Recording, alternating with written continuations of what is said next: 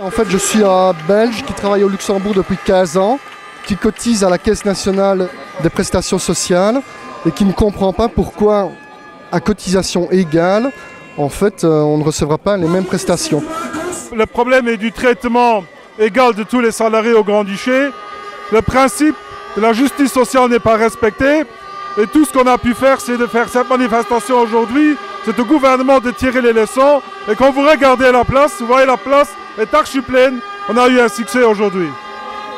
Il y a une forte mobilisation et je crois que dans les temps actuels, c'est nécessaire que les salariés se mobilisent parce que c'est un problème qui a été soulevé aujourd'hui, une discrimination, mais il y aura d'autres problèmes qui suivront par après avec le paquet fiscal qui a été déposé à la Chambre. Après cette manifestation, je pense qu'il y a des discussions et après cela, on verra aussi quelle tournure le dossier va prendre. Nous faisons un pas après l'autre et nous croyons toujours au dialogue. Ce qu'on espère en fait, c'est que le gouvernement grand-ducal revienne sur ces décisions qui nous semblent, nous, frontaliers, assez discriminatoires. On a beaucoup de choses qu'on va perdre, donc il est temps qu'on réagisse. Voilà. La raison pour laquelle je suis là aujourd'hui, c'est surtout pour les personnes qui travaillent au Grand-Duché, mais pas forcément dans les banques ou pas forcément dans les fiduciaires avec des gros salaires, mais des personnes qui sont au SMIC ou ce genre de choses, pour elles, c'est important ces prestations sociales. Vous avez calculé un petit peu combien ça pourrait constituer vos pertes ? Déjà la moitié des frais de déplacement, ça c'est sûr, et puis le reste on ne sait pas trop. Hein. Mais bon, je pense que ça va nous faire entre 250 et 300 euros par mois, hein, sur un salaire moyen, c'est sûr. À ce que sache, les luxembourgeois qui travaillent en Belgique ou en France ont les mêmes droits que les travailleurs du pays. Pourquoi ici ça changerait? Moi je suis d'autant plus concerné dans la mesure où j'ai quand même un manque à gagner de 700 euros par mois, ce qui n'est pas neutre. Et les études sont aussi chères pour les non-résidents que pour les résidents, voilà, simplement. Il faut essayer que ça bouge. Je suis là aujourd'hui parce que je me sens tout à fait concernée, parce que j'ai des grands-enfants, en tout cas j'ai des enfants, et j'espère en tout cas avoir une compensation. Si ce n'est pas remettre les allocations aux enfants de 18 ans, c'est avoir une compensation, peu importe de quelle forme. Et il n'y a pas de raison qu'on ne soit pas au même niveau que les résidents, tout simplement.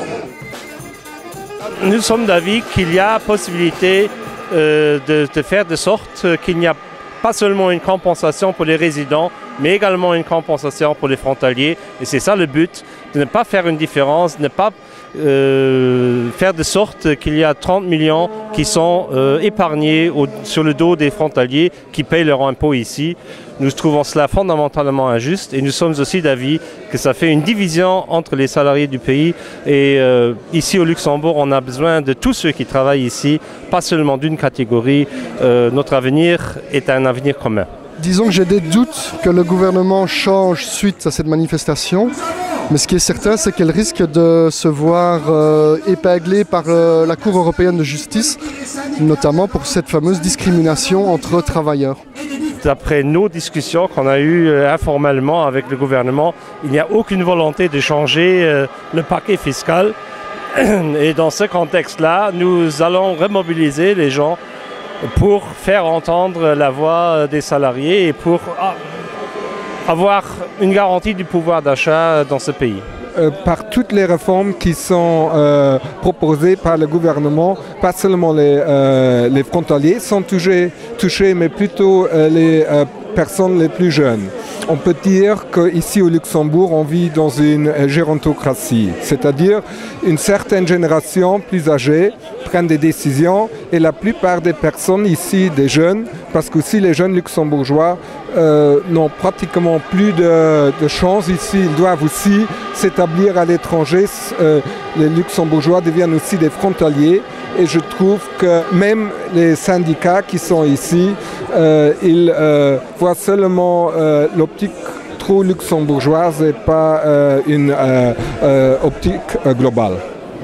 J'espère que M. Juncker ne prend pas trop les habitudes de ses collègues français et autres, mais qu'il revient à une approche comme on l'a connue toujours au Luxembourg, que aussi des politiciens peuvent admettre qu'ils n'ont peut-être pas eu raison et qu'il faut remédier à des choses et revoir des textes qui ont été votés. nous sommes prêts à tout moment de discuter, et cela a été dit ici, de trouver des solutions qui éliminent toute discrimination et qui sont quand même alors acceptables pour tout le monde.